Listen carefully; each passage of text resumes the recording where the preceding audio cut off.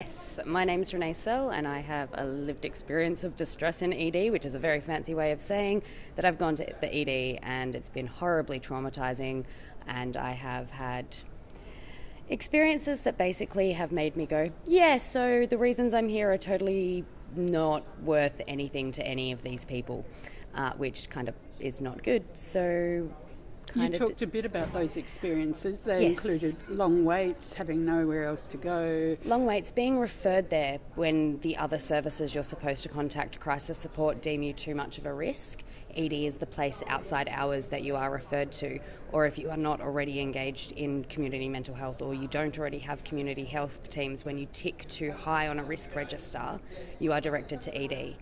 You then sit in horrible distress, horrible treatment. In the case of the fact that there's no treatment, you're just in a space, and it's not pleasant. And when we're talking waiting, long Yes. periods of time, what sorts of periods of time and where do you end up going? So I have never had to wait to be seen through triage, that first little step where you normally sit in the waiting room for someone to come take your Medicare details. I get walked straight through there, but I then sit in ED probably for 45 minutes to 3 hours on average before a human being talks to me. That's not a mental health assessment, that is my blood pressure and my health checking. On average, it's 4 to 6 hours before I get any form of someone going, hey, what's going on? If in that time I show distress, I'm going to be medicated, whether I choose to or not. That's right. Debra, if you could just take the mic for a sec too and talk about your experience as a family member. And you told the summit today that you as a family fight full-time pretty much to keep your son out of the system. We do, and probably very successfully, I should say, in the last couple of years with help of funding. On our last admission, it was 2 years ago, and it was so distressing that we decided we will not let him go back there under any circumstances, and that's physical and mental, unfortunately. So we've had to learn to deal with both those things, and that includes self-harm. He won't go to a GP either because he's too frightened to. He suffers florid psychosis 24 hours a day, akathisia, dyskinesia, all the sort of things, paranoia, that make it impossible for us to wait in an ED. Just getting him to there is quite a frantic and frightful journey, even to get him there, particularly if he knows where he's going. So that's what we're doing. We're keeping a 24-hour vigil on him in the community. And I'd rather it wasn't that way, but that's the way it is at this point. And you talked earlier about the things that you wanted on the table. Much of that included an intervention at such an earlier stage. Absolutely. Had our son had intervention at probably around 17 when he was first diagnosed, I'm sure that we wouldn't be in the position we're in at the moment. And if I had known what I know now in terms of mental health care and psychiatric drugs, then I think we would have had a different outcome as well. Because?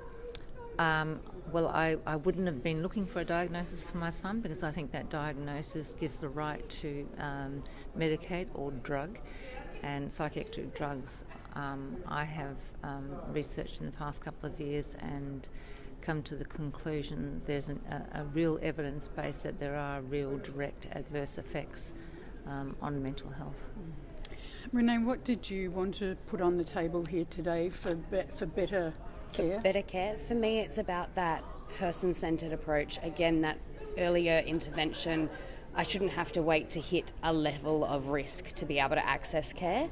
I should be able to access care. There was, at any point, that doesn't mean hospitalisation. I mean like a holistic, community-based approach, which is actually addressing whatever is causing my emotional distress.